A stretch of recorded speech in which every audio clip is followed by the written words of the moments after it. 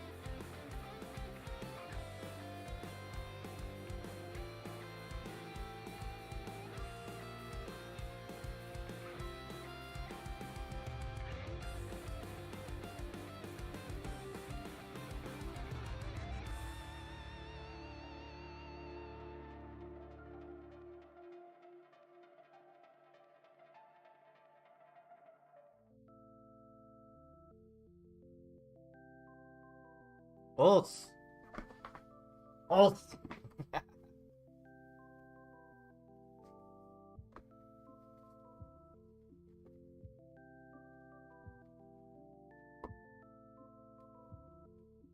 So everybody has every culture in the world has their own variation of the flood story, it seems. Noah's Ark. What is rather interesting to me, though, are certain markers in Japan that were below sea level and are no longer. With warnings that say, if you can see this,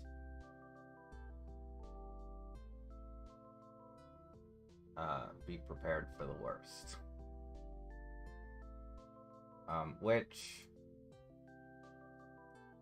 in my experience, sounds like something an ancient teenager would write on a rock just to scare some people, but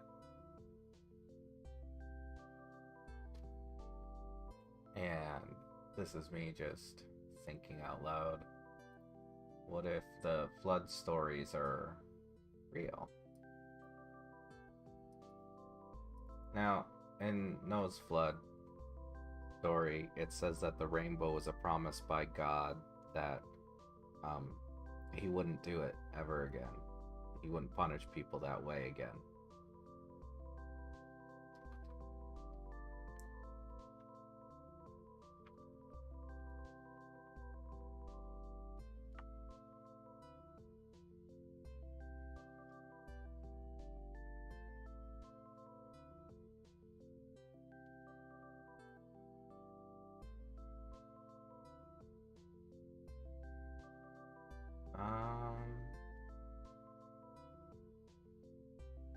Archaeologists claim to have found the true location of Noah's Ark.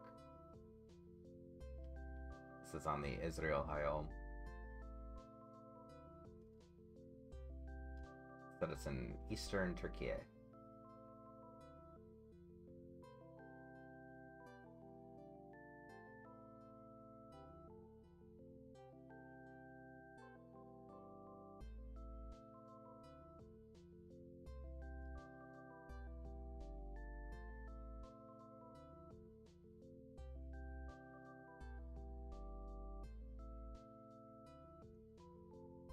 This article, I think, is bunk, because it assumes that certain natural formations can occur, and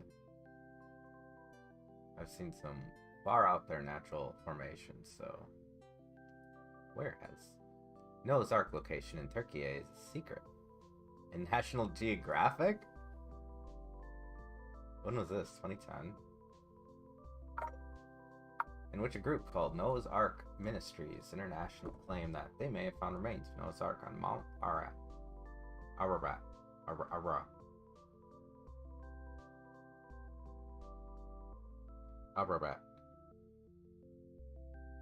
What was this from?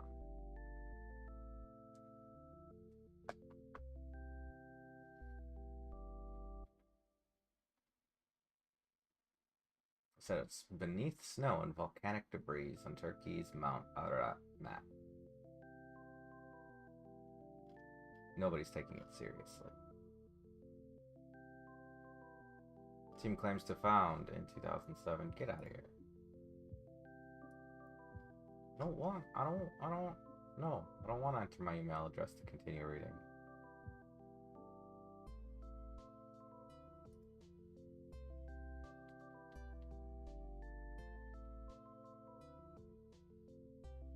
Now, maybe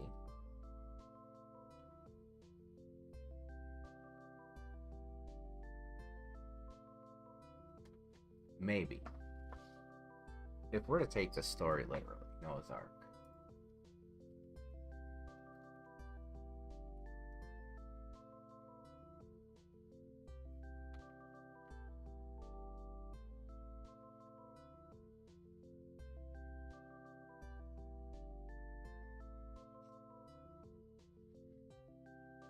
destroyed the wicked.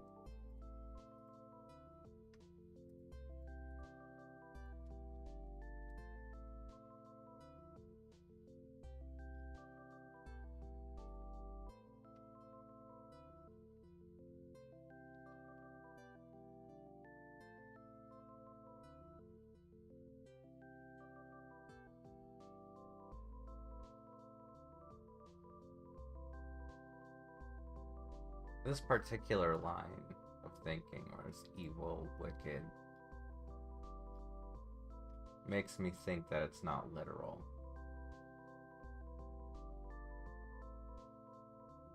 Because there would be no way for a man to tell the heart of another man. Theoretically.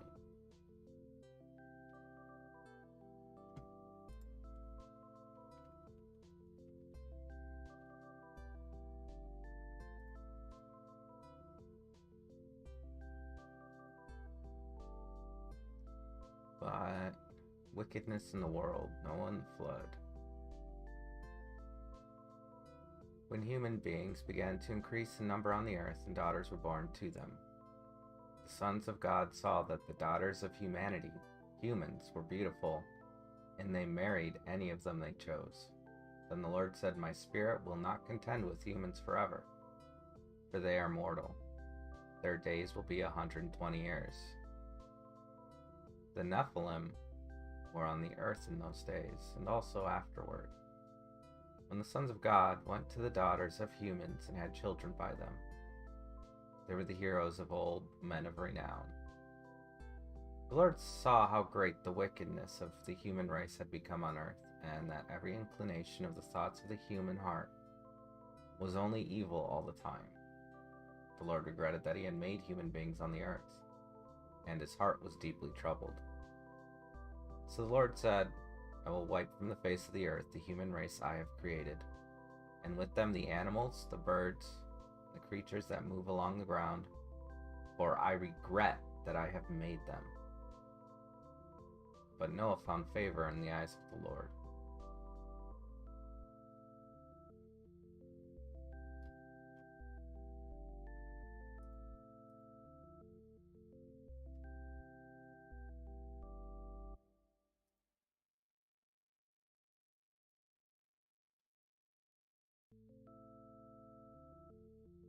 It came to pass when Adam began to multiply in the face of Adamah. I'm reading the Orthodox Jewish Bible, and Banat were born unto them.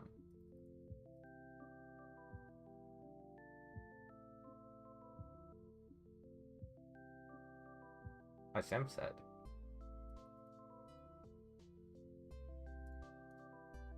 who's Hashem?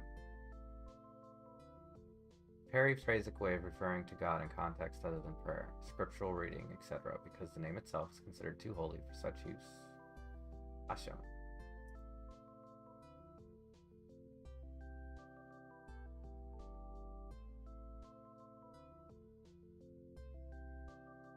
Okay, so the same thing.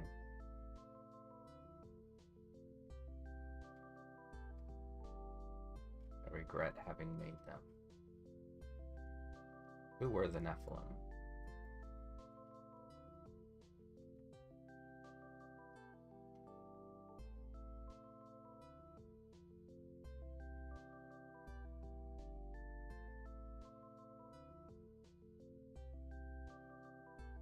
Some Jewish explanations interpret them as hybrid sons of fallen angels.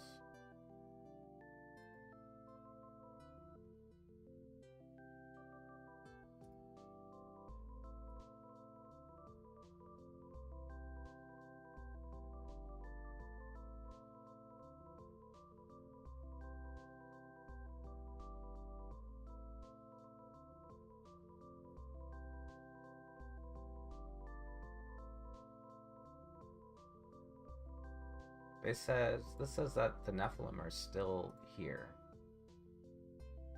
The Nephilim were on the earth in those days, and also afterward.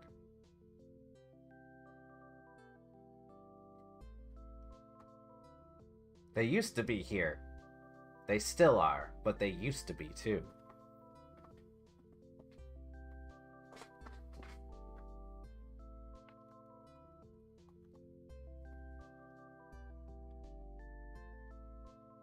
This is the account of Noah and his family.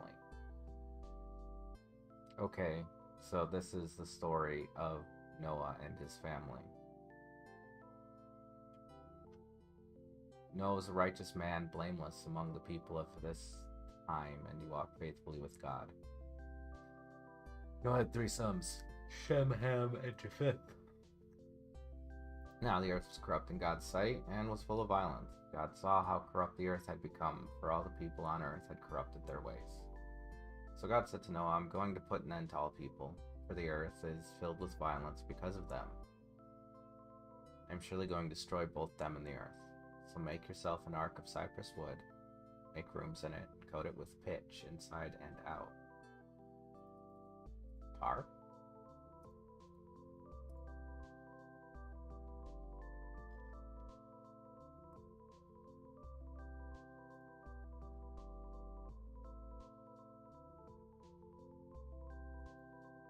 What is pitch?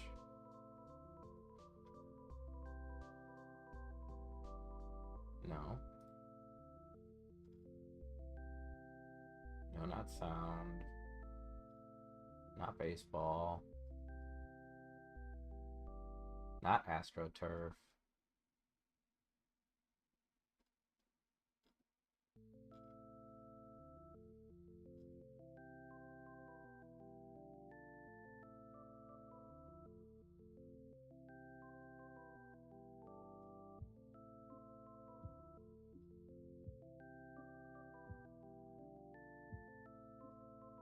inky, resinous, black, or dark brown substance that is semi-liquid when hot, hard when cold. It is obtained by distilling tar or petroleum and is used for waterproofing. Okay. In pitch.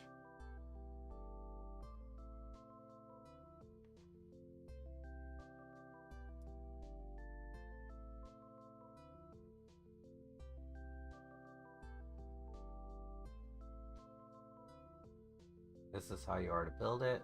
The ark is to be 300 cubits long, 50 cubits wide, and 30 cubits high. Make a roof for it, leaving below the roof an opening 1 cubit high all around.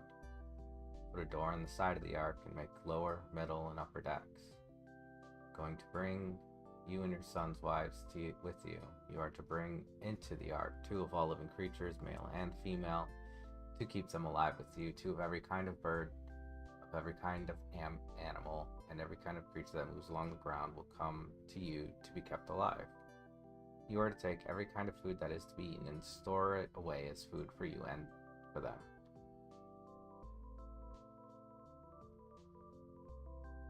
So the animals knew it was coming. They were fleeing the whatever the coming storm was.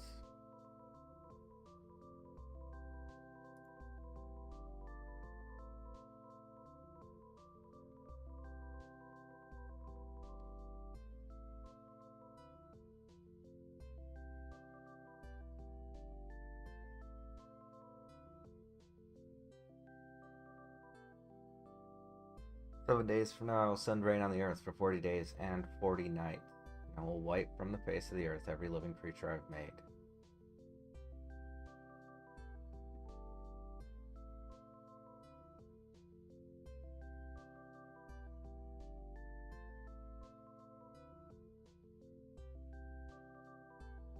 In the 600th year of Noah's life, on the 17th day of the 2nd month, on that day, all the springs, the great deep burst forth, and the floodgates of the heaven were opened. And rain fell on the earth 40 days and 40 nights.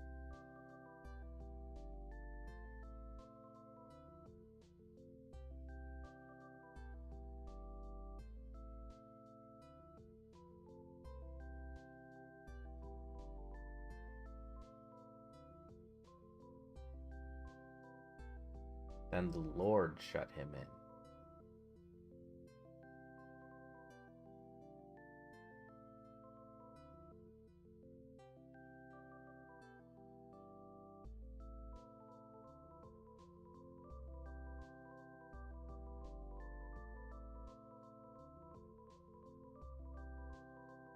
Everything on dry land that had the breath of life in its nostrils died. Every living thing on the face of the earth was wiped out, people, animals, and creatures that moved along the ground, and the birds that were wiped from the earth. Only Noah was left, and those with him in the ark. The waters flooded the earth for 150 days.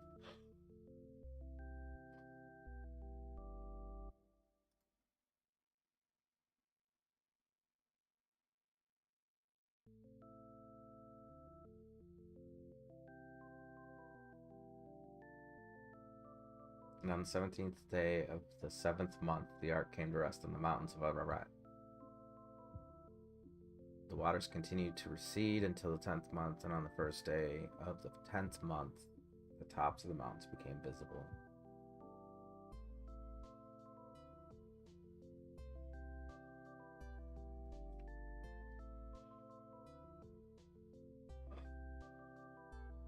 After 40 days, Noah opened a window he had made in the ark and sent out a raven, and it kept flying back and forth until the water had dried up from the earth. Then he sent out a dove to see if the water had receded from the surface of the ground, but the dove could find nowhere to perch because there was water all over the surface of the earth, so it returned to Noah in the ark. He reached out his hand and took the dove and brought it back to himself in the ark. He waited 7 more days and again sent out the dove from the ark. When the dove returned to him in the evening, there in its beak was a freshly plucked olive leaf. Then Noah knew that the water had receded from the earth. He waited 7 more days and sent the dove out again, but this time it did not return to him. By the first day of the 1st month of Noah's 601st year, the water dried up from the earth. Noah then removed the covering from the ark and saw that the surface of the ground was dry. By the 27th day of the second month, the earth was completely dry. And God said to Noah, "Come out of that ark. You and your wife and your sons and their wives, bring out every kind of living creature that is with you, the birds, the animals, and all the creatures that move along the ground, so they can multiply in the earth, be fruitful, and increase in number on it." So Noah came out together, his sons and his wife and his sons' wives, all the animals and all the creatures that move along the ground, and all the birds, everything that moves on land, came out of the ark, one kind after another. Then Noah built an altar to the Lord, and, taking some of all the clean animals and clean birds, he sacrificed burnt offerings on it. The Lord smelled the pleasing aroma and said in his heart, "Never again will I curse the ground because of humans, even though every inclination of the human heart is evil from childhood. Never again will I destroy all living creatures as I have done. As long as the earth endures, seed time and harvest, cold and heat, summer and winter, day and night will never cease."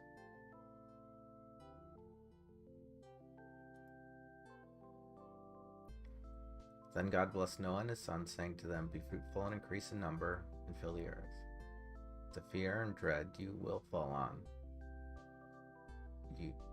The fear and dread of you will fall on all the beasts of the earth, and on all the birds in the sky, and every creature that moves along the ground, and on all the fish in the sea.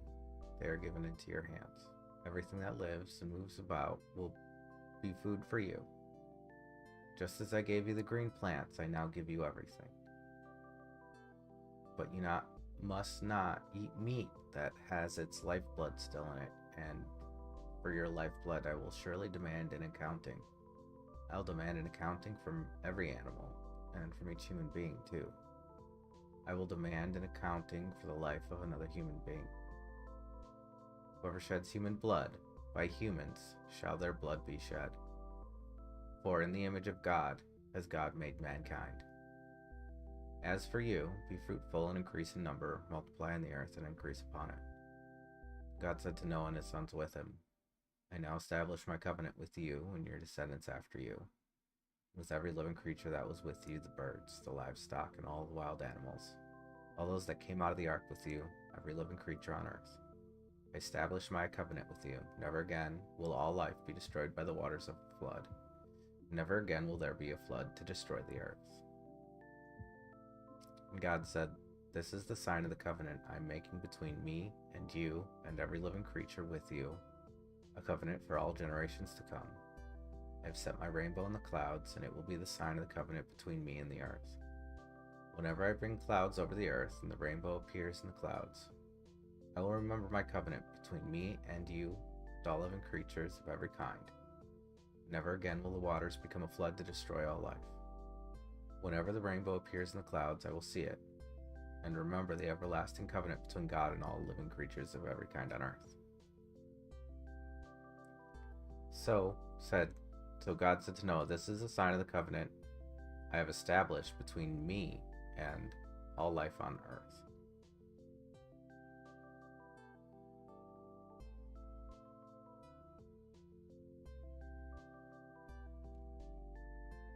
Sons of Noah who came out of the ark, Shem, Ham, and Japheth. Ham was the father of Canaan. These were the 3 sons of Noah, and from them came the people who were scattered over the whole earth. Noah, a man of the soil, proceeded to plant a vineyard. When he drank some of its wine, he became drunk and lay uncovered inside his tent. Ham, the father of Canaan, saw his father naked and told his 2 brothers outside.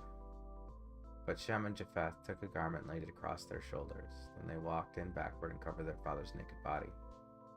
Their faces were turned the other way so they would not see their father naked.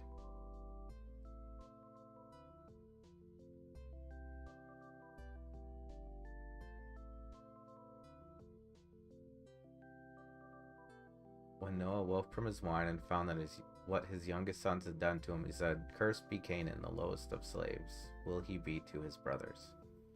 He also said, "Praised be the Lord, the God of Shem. May Canaan be the slave of Shem.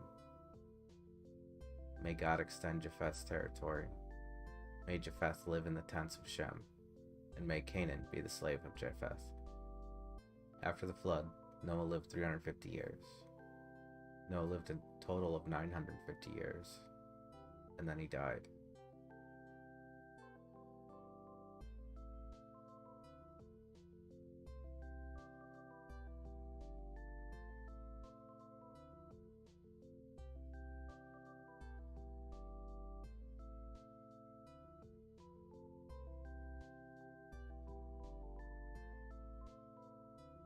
What? I don't understand.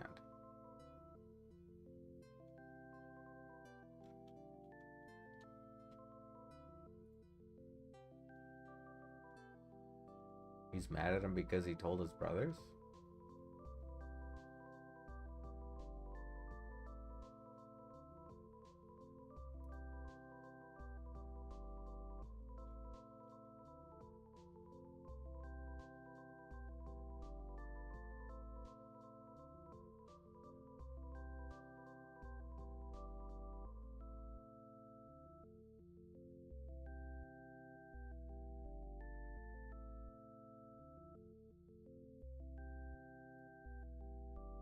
Why was Noah mad at Ham?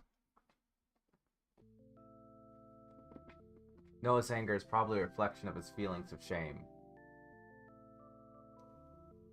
Why was Canaan cursed instead of Ham? Because Ham was the father of Canaan.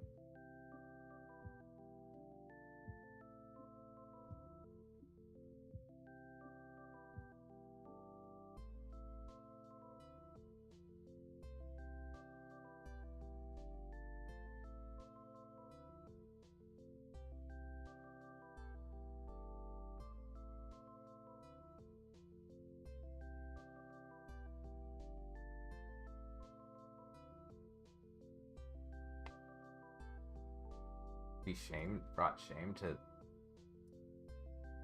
So right immediately after that, Noah broke the covenant.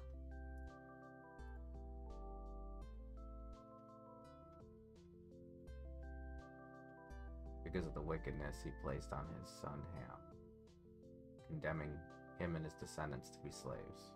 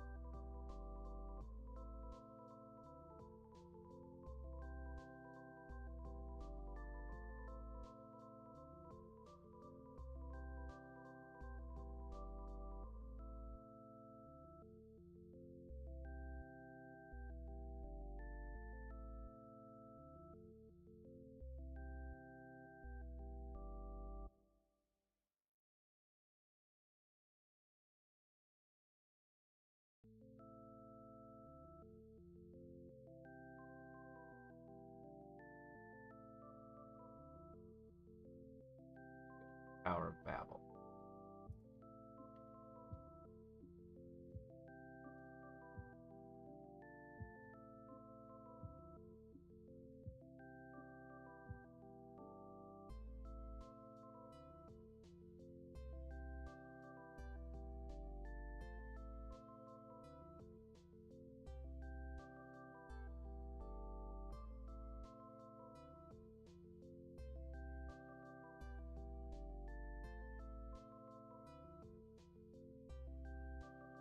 And the story of Lot. And we're back into the wickedness of man again.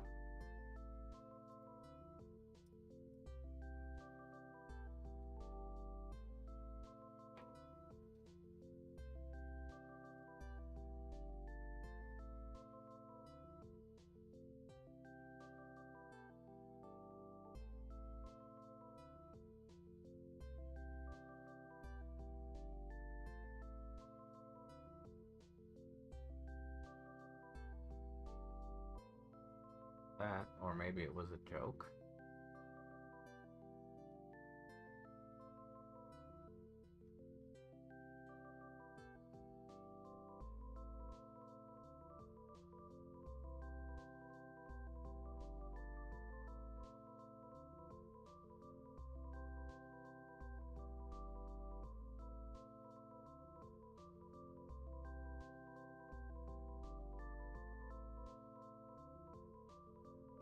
I remember my covenant between me and you.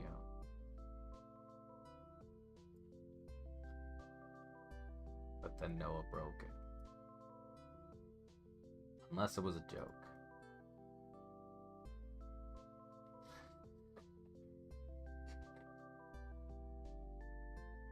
Which is really hard to tell.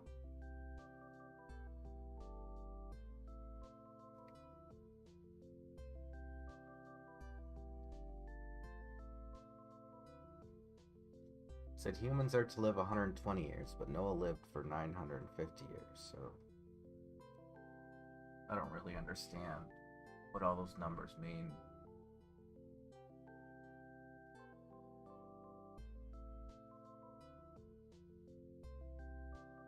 Whoever sheds human blood by human, his own blood is to be shed.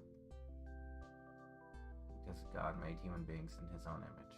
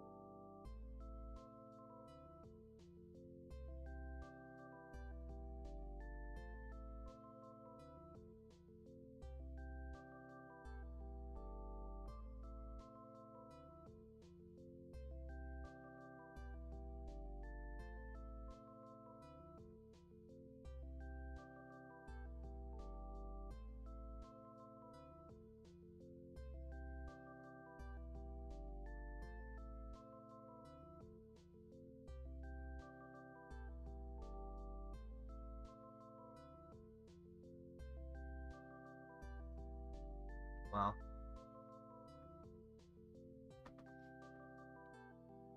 if God caused a flood to happen, it would be because of the earth warming up melting the snow caps and the poles and flooding the earth that way. The earth had changed before. Before the earth looks like it did now, we have had a supercontinent we called it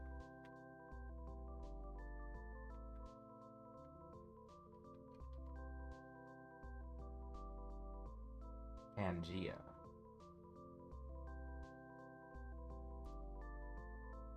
Or at least that's the theory.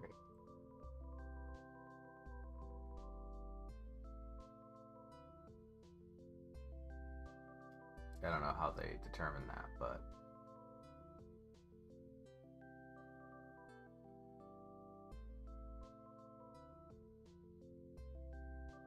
by fossil evidence?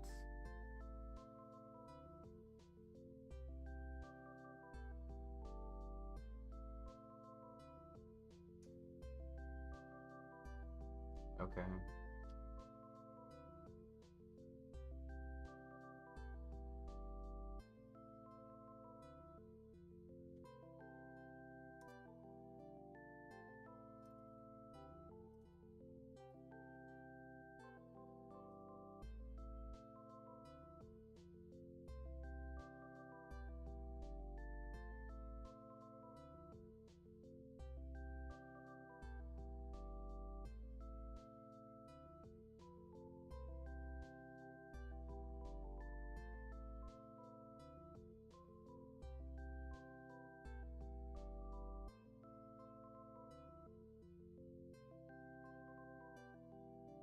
Have a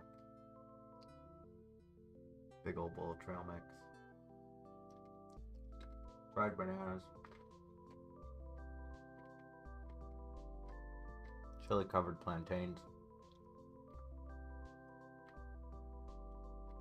wasabi peas,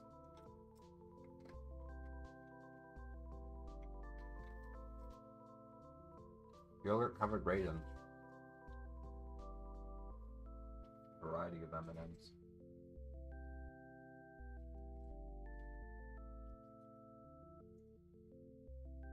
I like the banana chips best.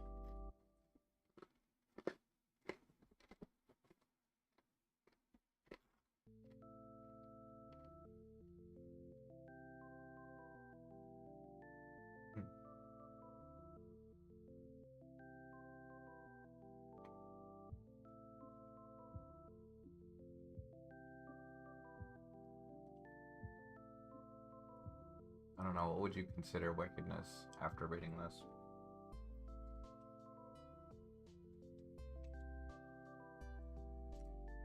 Men that slay other men. Humans that kill other humans.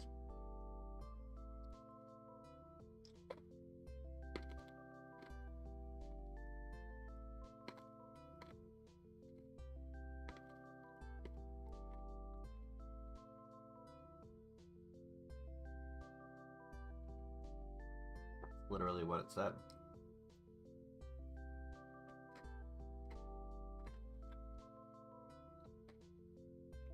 Humans that to eradicate other humans should be murdered.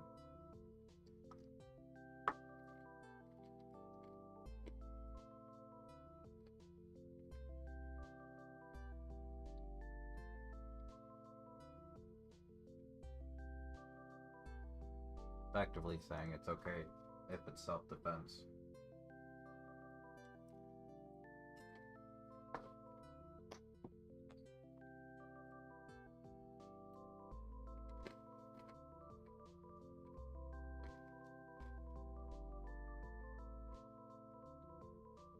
Blood stories in other cultures.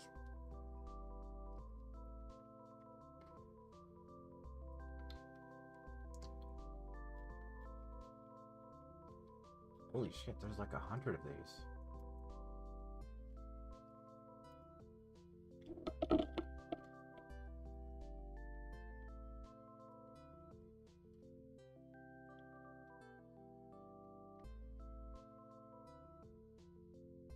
A great inundation, together with an earthquake, swept the land so rapidly that only a few people escaped in their skin canoes to the tops of the highest mountains. That's from the Orowigan or Wignara in Alaska. Great Fog in the Ottawa Nation. The link is broke.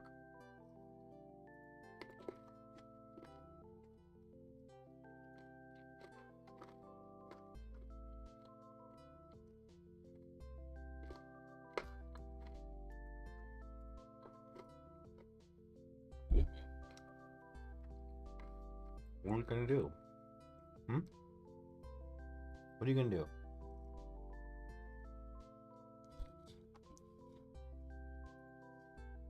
Great Flood, an Ottawa legend.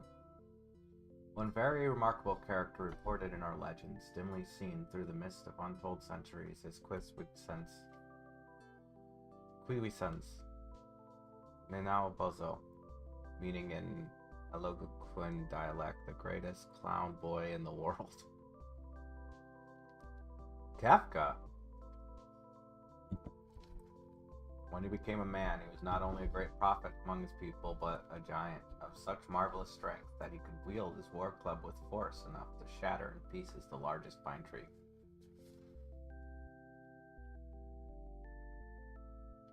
His hunting dog was a monstrous black wolf as large as a full-grown buffalo, with long, soft hair and eyes that shone in the night like the moon. The deity of the sea saw the charming beauty of this wolf dog and was so extremely jealous of him that he was determined to take his life. Sounds like Paul Bunyan. Is Paul Bunyan a whitewashed version of the story?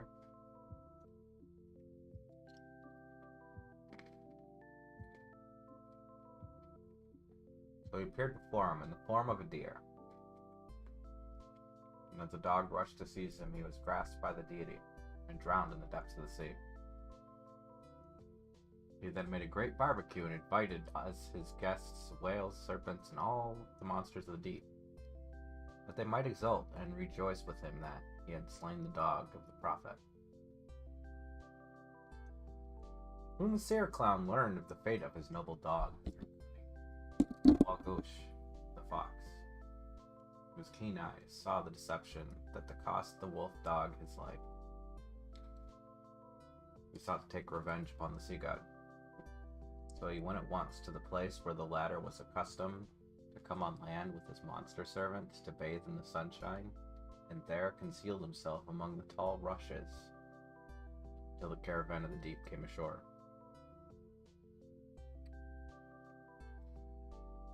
When they had fallen fast asleep, he drew his giant bow twice as long as he was tall and shot a poisoned arrow that pierced Nebenmanito, the water god, through the heart. Nebenmanito rolled into the sea and cried, "Revenge! Revenge!"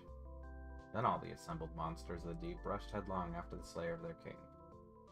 The prophet fled in consternation before the outraged creatures that hurled after him, mountains of water which he swept down the forest like grass before the whirlwind. He continued to flee before the raging flood, but could find no dry land. In sore despair, he then called upon the god of heaven to save him, when there appeared before him a great canoe, in which were pairs of all kinds of land beasts and birds. This sounds like it's... Hey! What?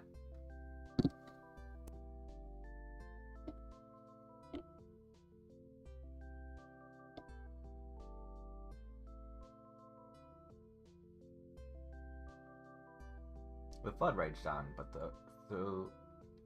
though mountains of water were continually being hurled after the prophet, he was safe. When he had floated on the water many days, he ordered all milk the beaver to dive down, and if he could reach the bottom to bring up some earth, down the ladder plunged, but in a few minutes came floating to the surface, lifeless. The prophet pulled him into the boat, blew into his mouth, and he became alive and gave the beaver CPR. He then said to Josh, the muskrat, "You are the best diver among all the animal creation. Go down to the bottom and bring me up some earth, out of which I will create a new world, for we cannot much longer live on the face of the deep." Down plunged the muskrat, but like the beaver, he too soon came to the surface lifeless. He was drawn into the boat, whereupon the prophet blew into his mouth, and he became alive again. In his paw, however, was found a small quantity of earth, which the prophet rolled into a small ball, tied to the neck of Krakiki the raven, saying, "Go thou and fly to and fro over the surface of the deep, that dry land may appear. The raven did so, the waters rolled away, the world resumed its former shape, and, in course of time, the maiden and prophet were united and repeopled the world.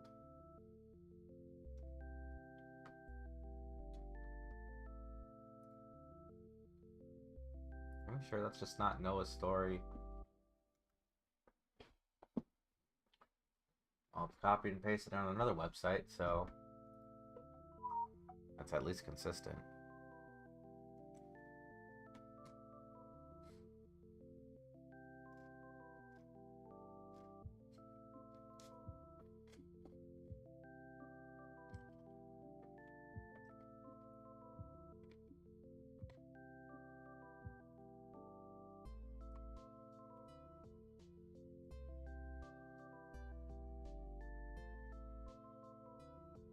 Seems similar. It's a bit of a different story.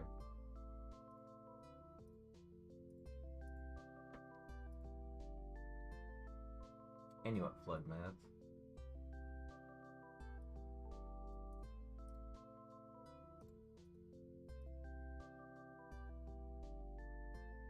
The story goes, the Great Spirit wasn't happy with man and created a great flood. The only survivor was a man named Wayan Bozu, who had made a raft of logs and sticks for himself and other animals that were alive.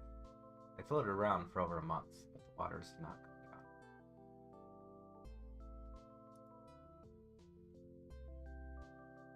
down. Over a month.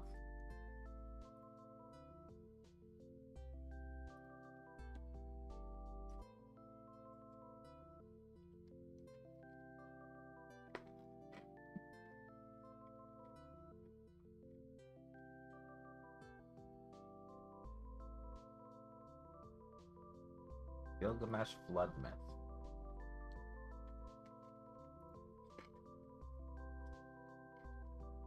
What?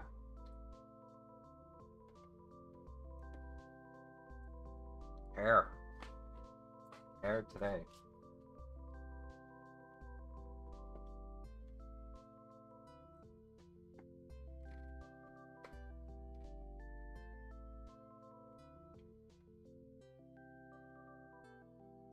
Discovery of artifacts associated with Aga and Mbaragashi of Kish, two other kings named in the stories, has lent credibility to the historical existence of Gilgamesh. Tablet 11. The Gilgamesh Flood Tablet 11 was discovered in Nineveh. It contains additional story material besides the flood. The flood story was included in it because the flood hero, Utnapishtim, is granted immortality by the gods that fits the immortality theme of the epic. The main point seemed to be that Utnapishtim was granted eternal life in unique, never-to-be-repeated circumstances. As if to demonstrate this point,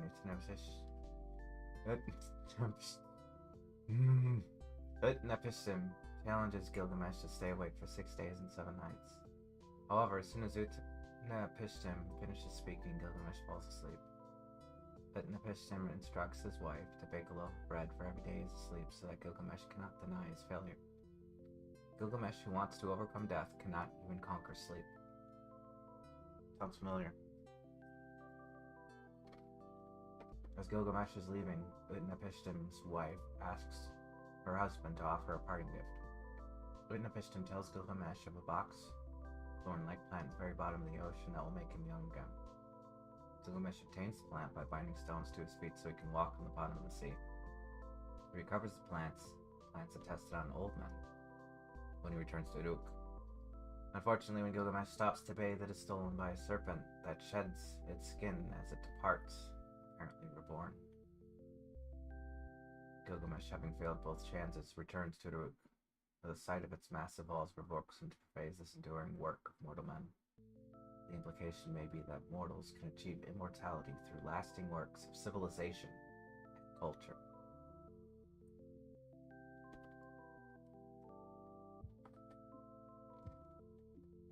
Didn't I say that when I was talking about Jesus? Where'd the flood? Oh, here we go.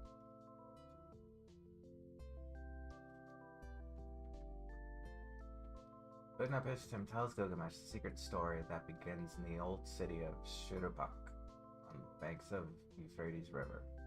The great gods Enlil, Ninurta, Enki, and Ea were sworn to secrecy about their plan to cause the flood.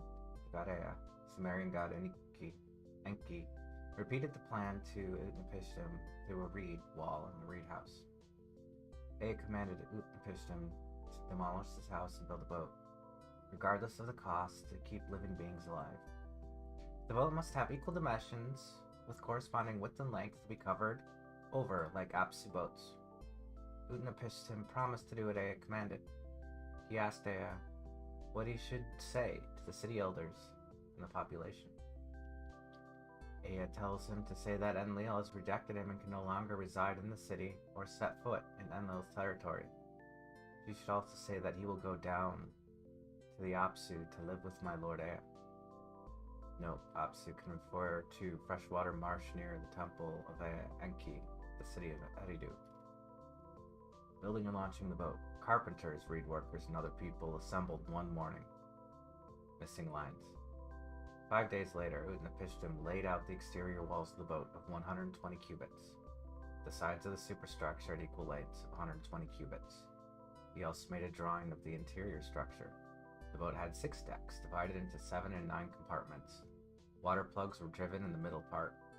Hunting poles and other necessary things were laid in. 3 times 3,600 units of raw bitumen were melted in a kiln, and 3 times 3,600 units of oil were used in addition to 2 times 3,600 units of oil that were stored in the boat. Oxen and sheep were slaughtered, and ale, beer, oil, and wine were distributed to the workmen, like at a New Year's festival. The boat was finished, and launch was very difficult. A runway of poles was used to slide the boat into the water. 2/3 of the boat was in the water. Utnapishtim loaded his silver and gold into the boat. He loaded all the living beings that I had, his relatives and craftsmen, and all the beasts and animals of the field boarded the boat. This time arrived, as stated by the god Shemesh, to seal the entry door. Early in the morning at dawn, a black cloud arose from the horizon. The weather was frightful. Utnapishtim boarded the boat and entrusted the boat and its contents to his boatmaster, Puzuramuri, who sealed the entry.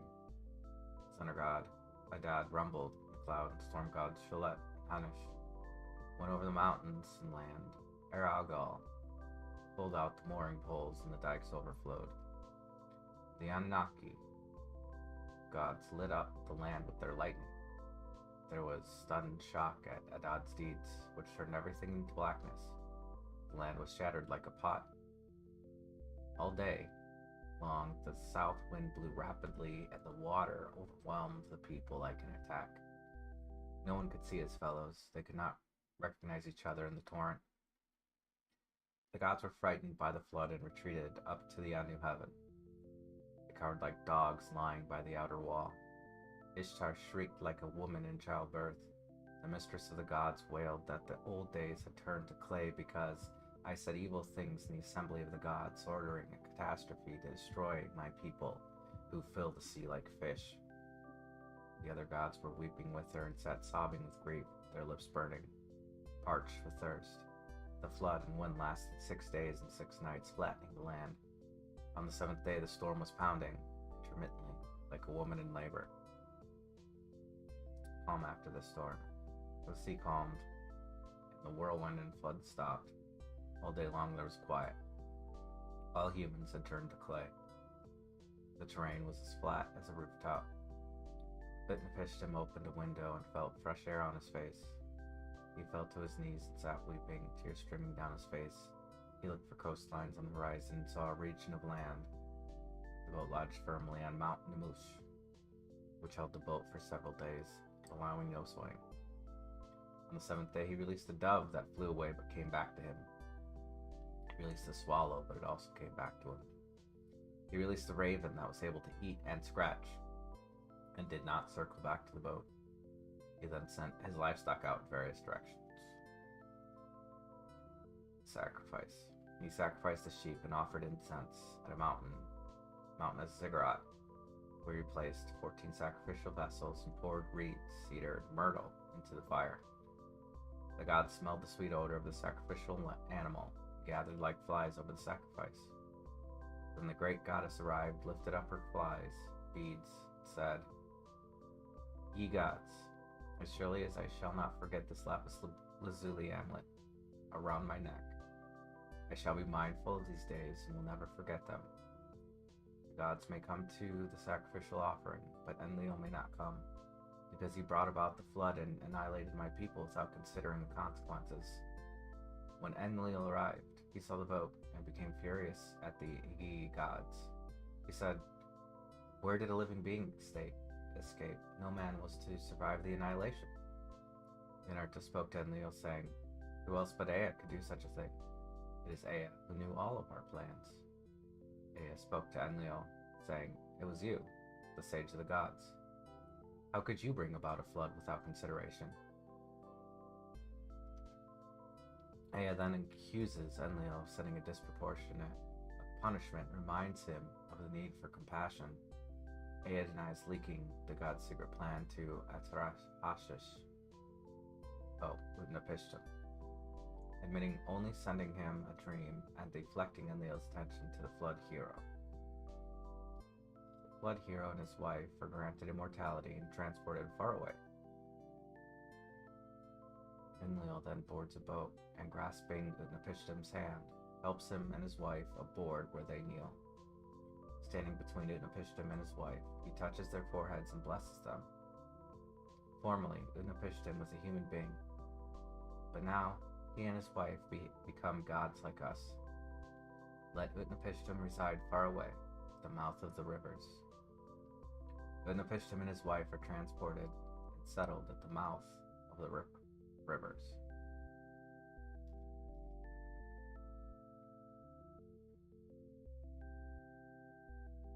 It says that there's a comparison. There's pretty close between Gilgamesh and Atrahasis.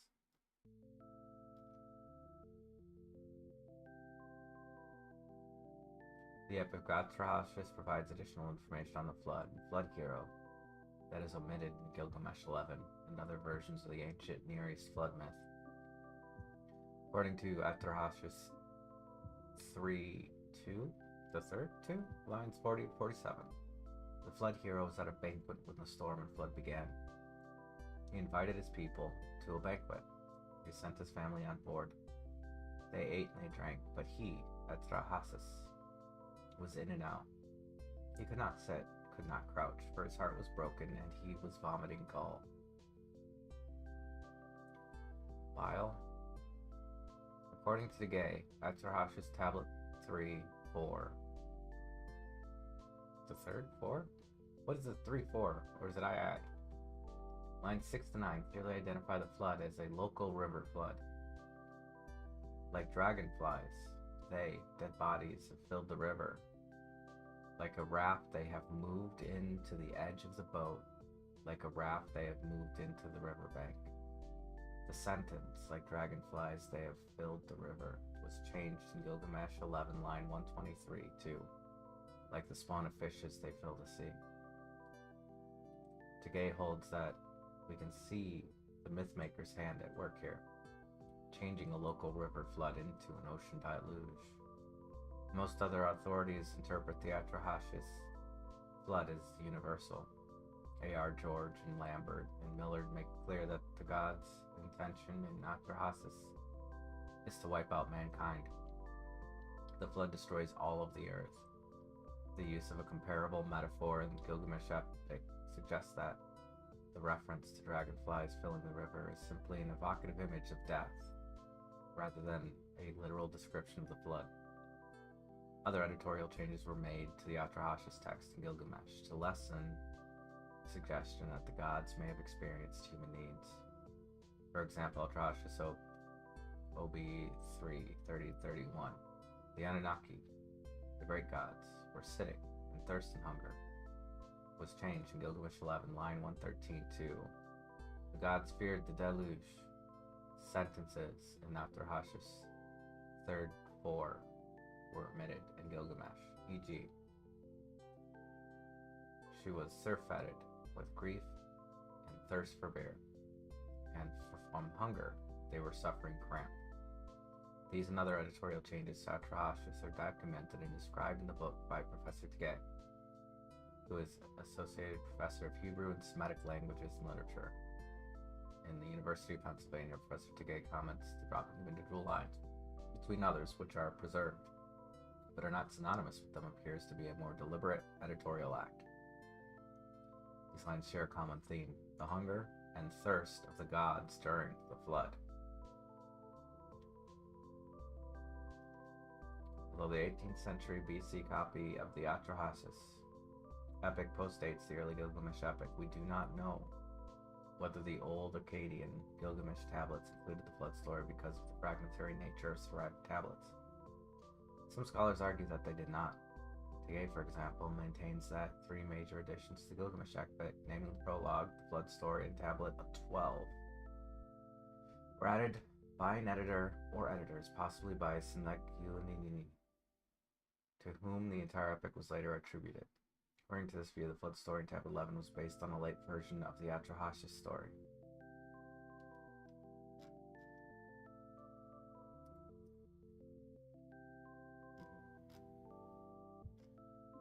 Great Flood, China. Gunyu. Great Flood of Gunyu, also known as the Gunyu myth, was a major flood in the ancient China that allegedly continued for at least 2 generations, which resulted in great population displacements, among other disasters, such as storms and famine. People left their homes to live on the high hills and mounts or nests on the trees. According to mythological and historical sources, it is traditionally dated to the 3rd millennium BC, or about 2300 to 2200 BCE, during the reign of Emperor Yao. However, archaeological evidence of an outburst flood at Jishi Gorge on the Yellow River, comparable to similar severe events in the world in the past 10,000 years, has been dated to about 1920 BCE. A few years later than the traditional beginning of the Xia dynasty, which came after Emperor Shun Enya, and is suggested to have been the basis for the myth. Treated either historically or mythologically, the story of the Great Flood and the heroic attempts of the various human characters to control it and abate the disaster is a narrative fundamental to Chinese culture. Among other things, the Great Flood of China is key to understanding the history of the founding of both the Xia dynasty and the Zhou dynasty. It is also one of the main flood motifs in Chinese mythology, and is a major source of allusion in classical Chinese poetry. The story of the Great Flood plays a dramatic role in Chinese mythology, and its various versions present a number of examples of the flood myth motif around the world. Flood narratives in Chinese mythology share certain common features despite being somewhat lacking in internal consistency, as well as incorporating various magical transformations and divine or semi-divine interventions like nuance. For example, the flood usually results from natural causes rather than universal punishment for human sin. Another distinct motif, the myth of the Great Flood of China, is an emphasis on the heroic and praiseworthy efforts to mitigate the disaster. Flooding is alleviated by constructing dikes and dams, such as the efforts of Gun, digging canals as devised by Yu the Great, widening or deepening existing channels, and teaching these skills to others. Another key motif is the development of civilization and bettering the human situation despite the disaster of the deluge. During the course of fighting, surviving, and the eventual getting the inundation problems under control, much progress was also made in terms of land management, beast control, and agricultural techniques. These and other developments are integral to the narrative and exemplify a wider approach to human health and societal well-being than emergency management of the flood and its immediate effects. According to legend, a comprehensive approach to societal development resulted not only in wide-scale cooperation and large-scale efforts to control the flood, but also led to the establishment of the first dynastic state of China, the Xia dynasty. A study on the 1920 BCE flood published in 2016 suggests that the concurrence of these major natural and socio-political events known through the geological, historiographical, and archaeological records may not simply be coincidence, but rather an illustration of a profound and complicated cultural response to an extreme natural disaster that connected many groups living along the Yellow River. It was during the reign of Emperor Yao the Great Flood began, a flood so vast when no part of Yao's territory was spared, and both the Yellow River and the Yangtze valleys flooded. The alleged nature of the flood is shown in the following quote. Like endless boiling water, the flood is pouring forth destruction, boundless and overwhelming. It overtops hills and mountains, rising and ever rising. It threatens the very heavens. How the people must be groaning and suffering. According to both historical and mythological sources, the flooding continued relentlessly. Yao sought to find someone who could control the flood and turned for advice to a special advisor, or advisors, the Four Mountains. Siwei, who after deliberation gave Emperor Yao some advice which he did not especially welcome. Yao appoints Gun on the insistence of the Four Mountains and over Yao's initial hesitation. The person Yao finally consented to appoint in charge of controlling the flood was Gun, the Prince of Chong, who was a distant relative of Yao's through common descent from the Yellow Emperor. According to the main mythological tradition, Gun's plan of flood control was through the use of a miraculously, continuously self-expanding soil, Zerang. Gun chose to obtain the Zerang by stealing it from the supreme divinity, which he did. However, the supreme divinity became quite angered at this importunity. Year in and year out, many times and to great extents, Gun applied the magical Zerang earth in an attempt to block and barricade the flood waters and dams, dikes, and embankments, which he built with the special powers of the magic soil. However, Gun was never able to abate the problems of the Great Flood. Whether his failure to abate the flood was due to the divine wrath or to engineering defects remains an unanswered question, although one pointed out over 2,000 years ago by Kuyan in his Heavenly Questions. Even after 9 years of the efforts of Gun, the flood continued to rage on, leading to the increase of all sorts of social disorders. The administration of the empire was becoming increasingly difficult. So, accordingly, at this point, Yao offered to resign the throne in favor of his special advisors, Four Mountains. However, Four Mountains declined and instead recommended Shun, another distant relative to Yao through the Yellow Emperor, but one who was living in obscurity despite his royal lineage. Yao proceeded to put Shun through a series of tests, beginning with marrying his two daughters to Shun and ending by sending him down from the mountains to the plains below where Shun had to face fierce winds, thunder, and rain. After passing all of Yao's tests, not the least of which establishing and continuing a state of marital harmony together with Yao's two daughters, Shun took on administrative responsibilities as co-emperor. Among these responsibilities, Shun had to deal with the Great Flood and its associated disruptions, especially in light of the fact that Yao's reluctant decision to appoint Gun to handle the problem had failed to fix the situation, despite having been working on it for the previous 9 years. Shun took steps over the next 4 years to reorganize the empire in such a way as to solve immediate problems and to put the imperial authority in a better position to deal with the flood and its effects. Although Shun's reorganization of the flooded and increasingly flooded lands into Zhou, or islands, political ancestors of the modern Zhou or provinces, both of which may be written with the same character, alleviated some of the administrative difficulties as a workaround to various problems. The fact remained that, despite the additional 4 years of effort, Gun still had not only failed to achieve any success towards solving the main problem of the ongoing flooding, but the water even kept on rising. Gun insisted on staying the course with the dikes, insisting that, despite overwhelming failure so far, that the people work even harder and continue to build more and higher. Not only that, but Gun questioned the legitimacy of Shun as a ruler due to his modest background.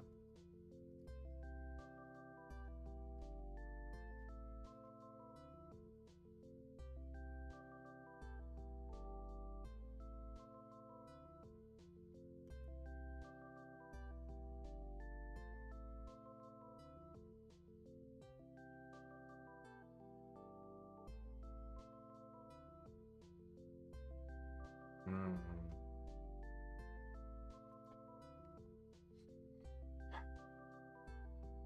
It seems like a lot of people are worried about flooding, and the common themes are people ignoring the fact that a flood was coming.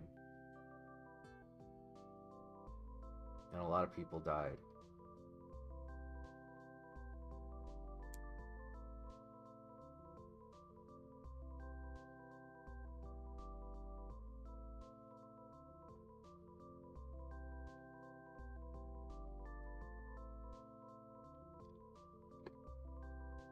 Oh, if all these flood stories are to be believed,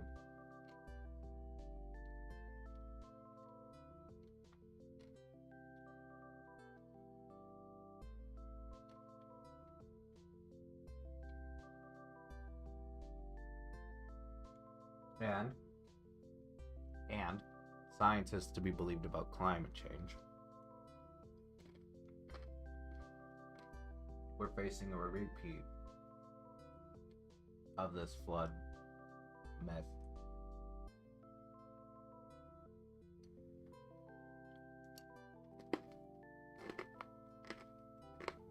People warning about the dangers of the flood, and other people worried more about trans women teaching schools.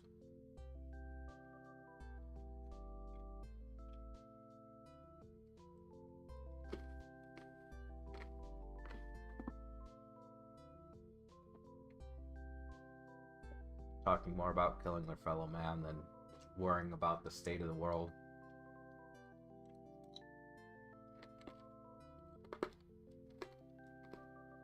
So,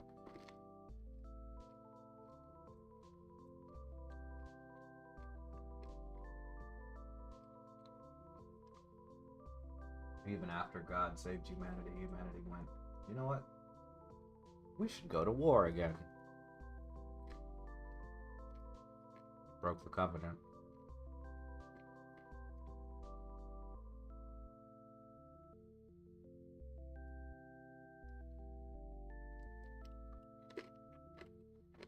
Who are the Nephilim, though?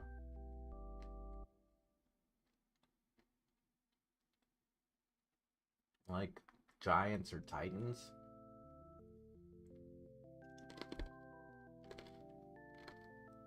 I don't have any evidence of giants on Earth.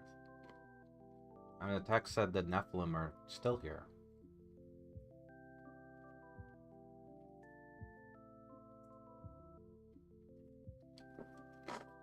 So who are they? And if they're still here, why don't we know who they are? Giants. Nephilim.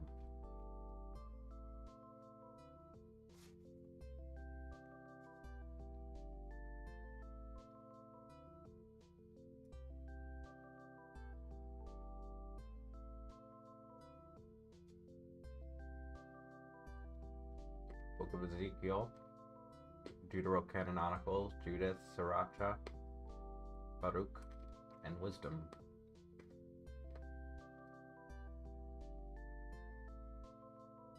The etymologies of the word are all very precarious. Many suggested interpretations are based on the assumption that the word is a derivative of the Hebrew verbal root fall.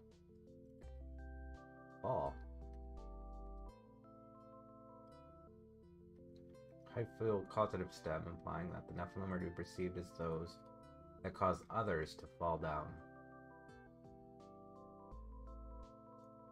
Ronald Handel states that it is a passive form, ones who have fallen, grammatically analogous to paikid, one who is appointed, i.e. a deputy or overseer.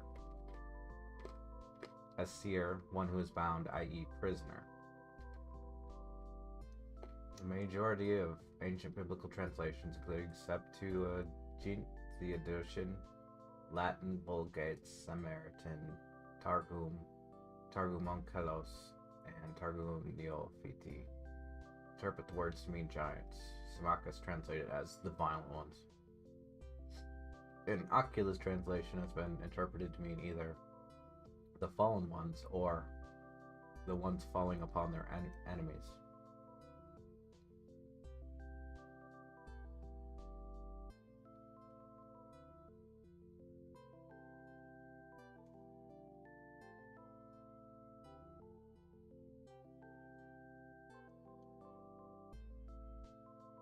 The nature of Nephilim is complicated by the ambiguity of Genesis 6:4, which leaves it unclear whether they are the sons of God or their offspring who are the mighty men of old, men of renown. So, anywhere from appointed ones, heroes, chosen, to fallen ones, violent ones, warriors.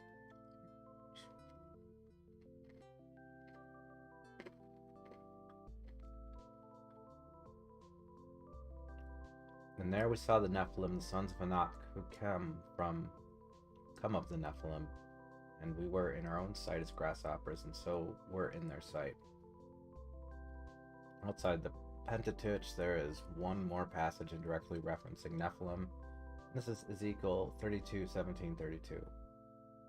Of special significance is Ezekiel 32:27, which contains a phrase "disputed meeting," with the traditional vowels added in the text in the medieval period. The phrase is read Giborium Nephilim, fallen warriors, or fallen Giborim. Although some scholars read the phrase as Giborim Nephilim, Nephilim warriors, or warriors Nephilim. According to Ronald S. Hendel, the phrase should be interpreted as warriors, the Nephilim. In a reference to Genesis 6:4, the verse as understood by Hendel reads, "They lie with the warriors, the Nephilim of old, who descended to Sheol with their weapons of war. They placed their swords beneath their heads and their shields upon their bones. For the terror of the warriors was upon the land of the living." Brian R. Doak, on the other hand, proposed to read the term as the Hebrew verb fallen. Not a use of the specific term Nephilim, but still, according to Doak, a clear reference to the Nephilim tradition is found in Genesis.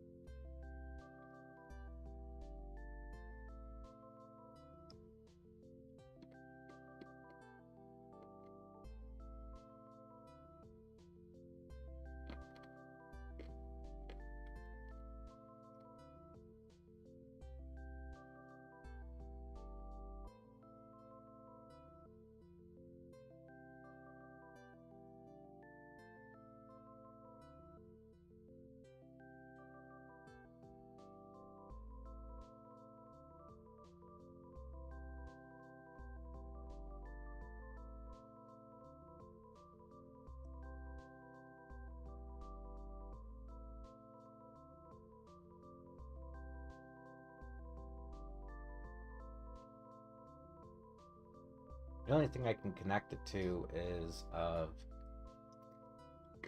Homo sapien and who was the other human type?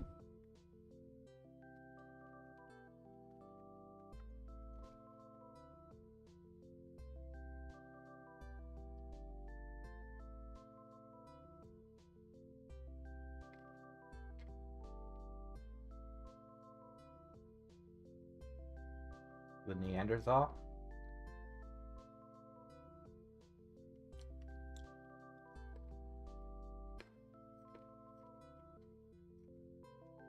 Between the old ones and the new ones, maybe?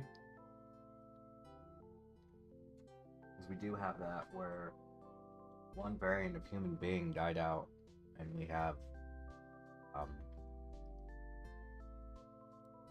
what we have now, which is a mix between Homo sapien and Neanderthal.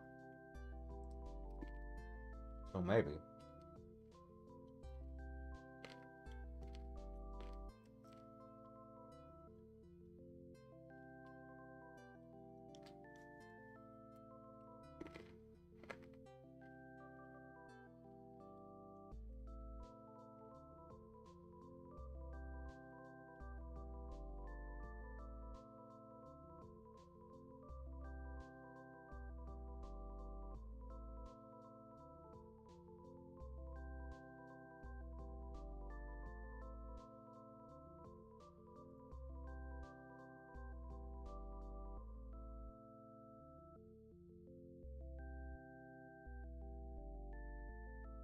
It came to pass when the children of men had multiplied that in those days were born unto them beautiful and comely daughters. And the angels, the children of heaven, saw and lusted after them, and said to one another, Come, let us choose wives from among the children of men, and beget us children. And Samhaza, who was their leader, said unto them, I fear you will not indeed agree to this deed, and I alone shall have to pay the penalty of a great sin. And they all answered to him and said, Let us all swear an oath, and all bind ourselves by mutual imprecations not to abandon his plan, but to do this thing. Then sware they all together, and bound themselves by mutual imprecations upon it. And they were all, in all 200, who descended in the days of Jared on the summit of Mount Hermon. And they called it Mount Hermon, because they had sworn and bound themselves by mutual imprecations upon it.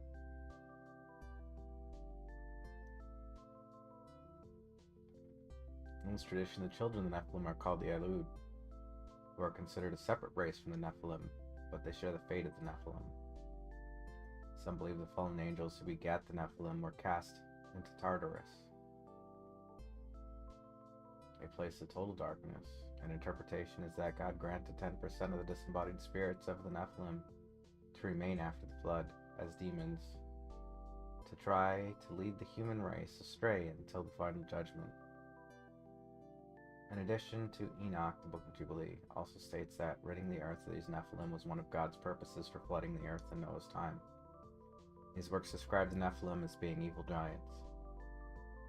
There are also allusions to these descendants in the Deuterocanonical books of Judith, Sirach, Baruch, and Wisdom of Solomon.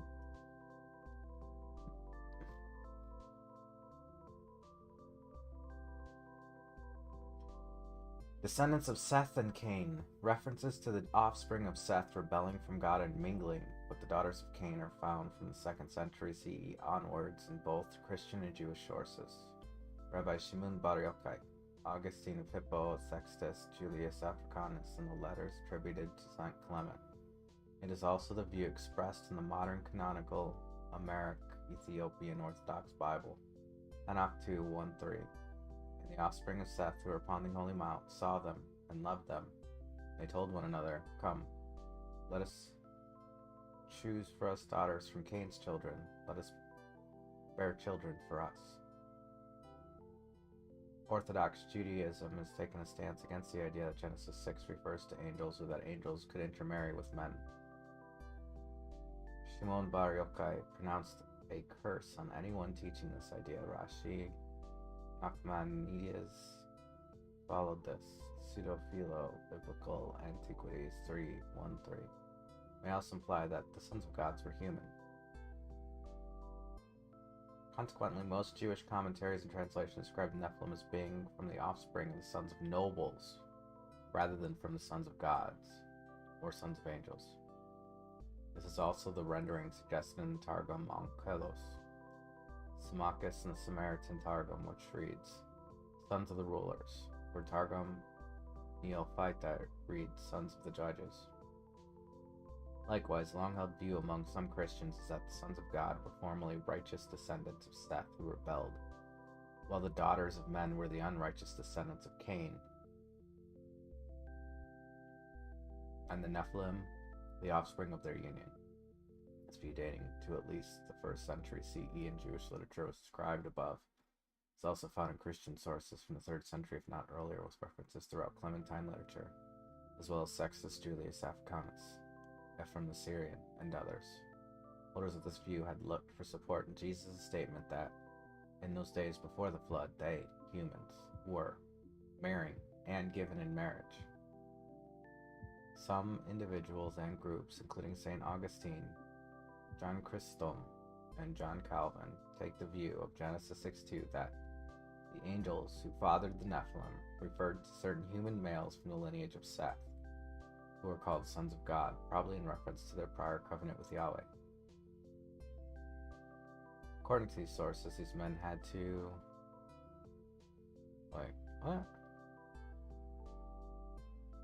begun to pursue bodily interest, and so took the wives of the daughters of men. those who were descended from Cain or from any other people who did not worship God.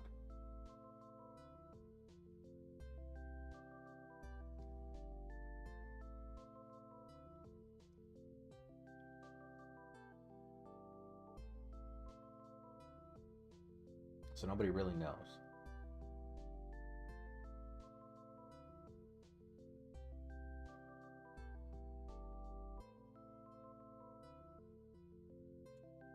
But it sounds like human variants, genetic variations.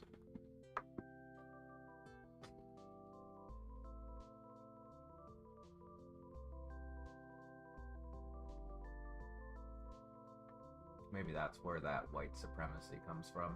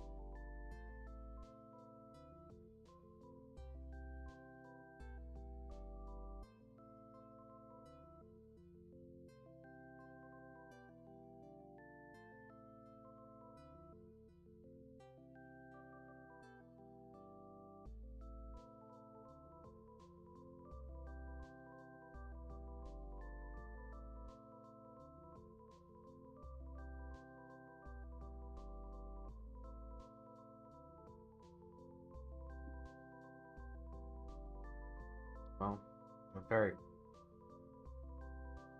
the one thing we can agree on is that the texts are probably not accurate.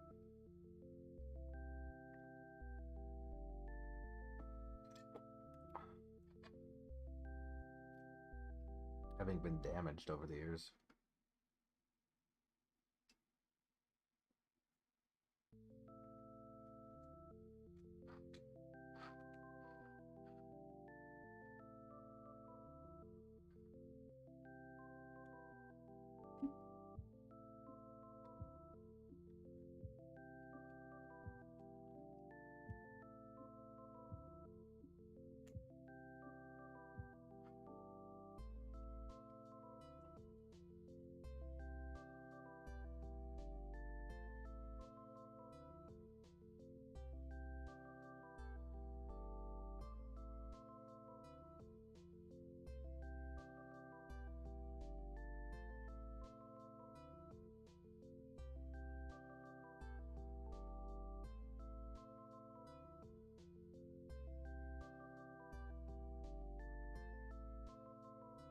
I don't know what to make from all of this, except that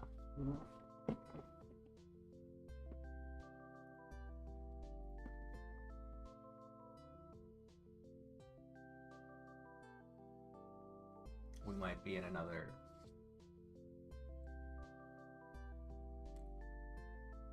risk of flood, and that the same thing is going on where people are trying to ignore it and we fight amongst ourselves.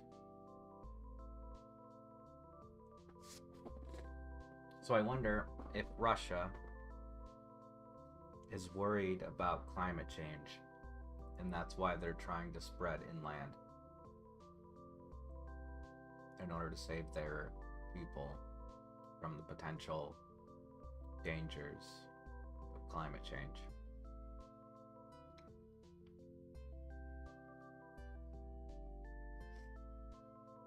It also sounds similar to what's going on in Florida,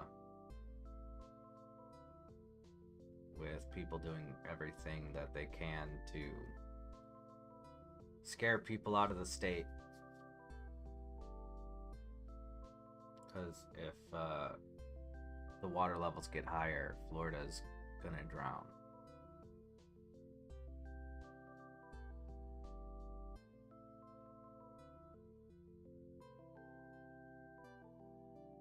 And it sounds like nobody's listening.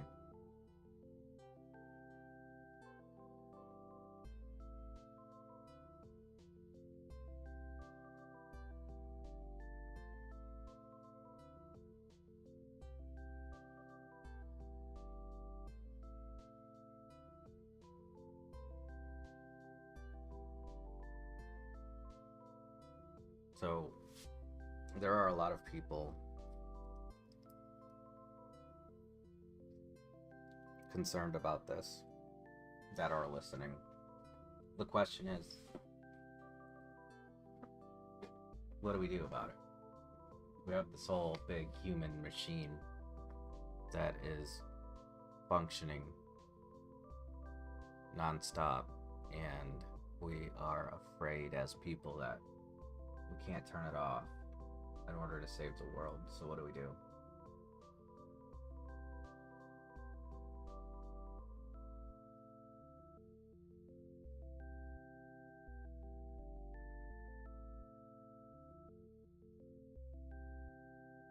I don't know, some people would say that we just keep going until we have to worry about it.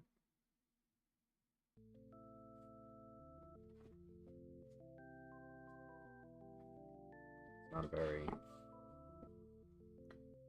long-term projection.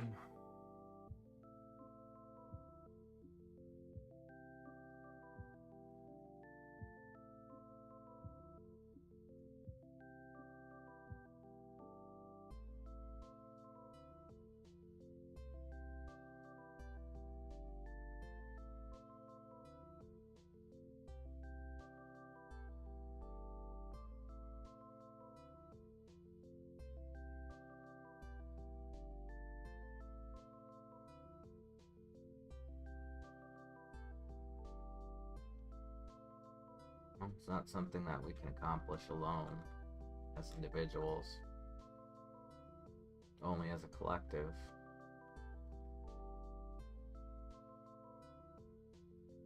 But we are far too worried about conformity to come together as a collective.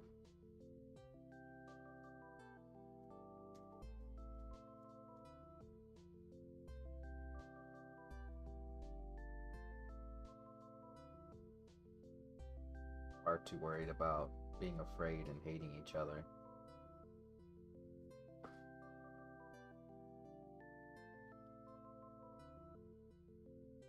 Meanwhile, coastal cities are going to flood.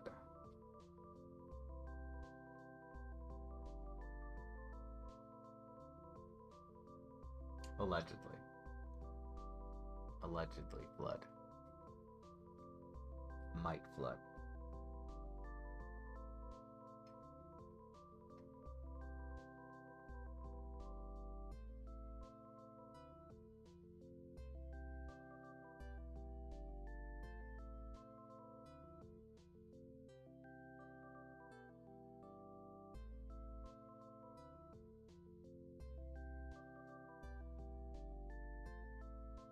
So we have to monitor water levels and the melting of snow caps in mountainous ranges like Everest.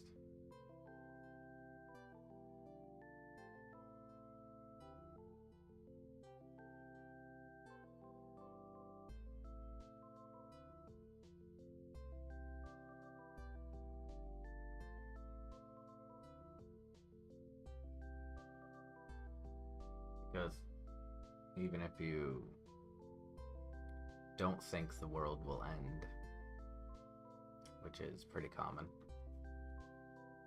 you have to worry about what this means for our weather patterns, our water levels, the people that live in those areas.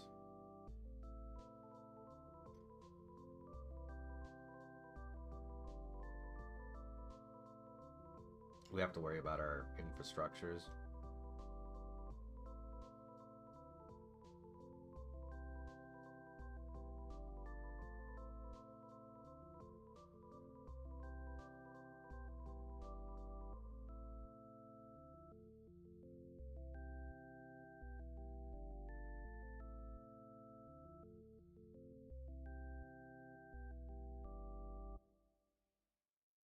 So we have to watch, again, we have to watch for the melting snow caps, the melting poles, the rising water levels, the changes in weather patterns.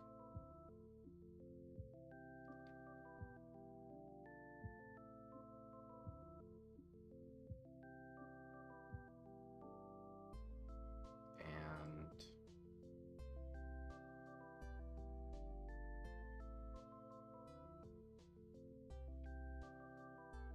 we have to prepare our infrastructure for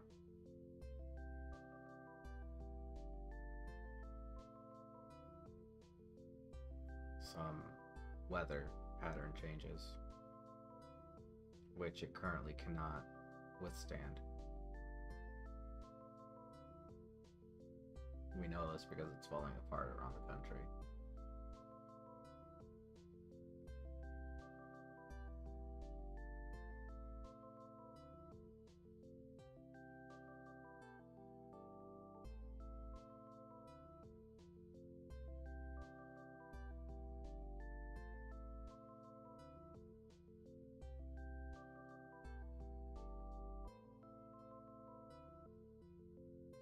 I assume that's not unique to America either.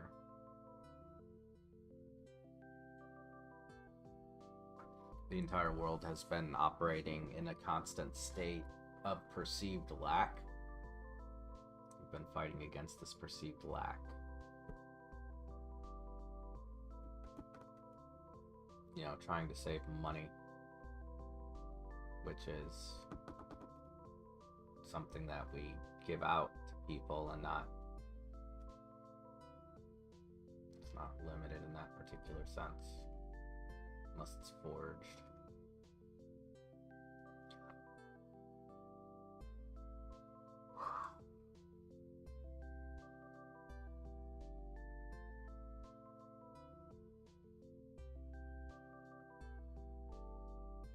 So another arms race isn't going to be helpful to anybody. It has to be an infrastructure race.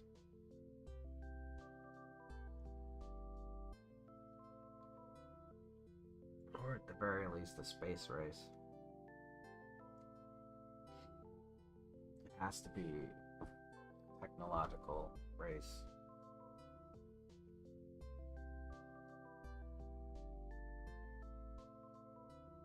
If we're soon going to be fighting against nature itself, then we can't fight against each other.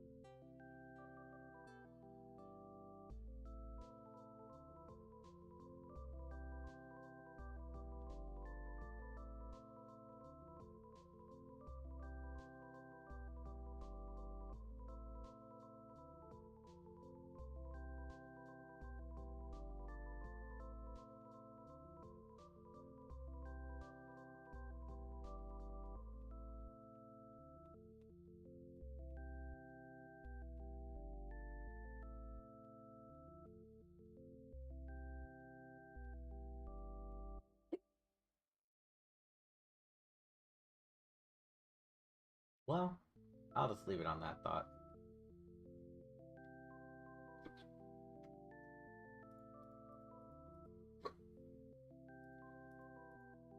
I scared myself into hiccups. What? I'm gonna go take an edible and mellow out for a bit. I don't like doom saying. Dooming, doomer, doom soothsaying. Because I can't see the future. Well, maybe in dreams I can. But everybody has those weird... What are they called?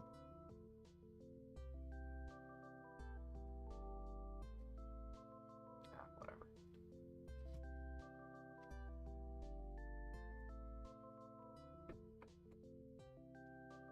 Thanks for hanging out with me. Thanks for doing Bible study with me. Thanks for listening to me prophesize the end of the world. I'm not a prophet. I'm just reading books. Or rather, Wikipedia entries.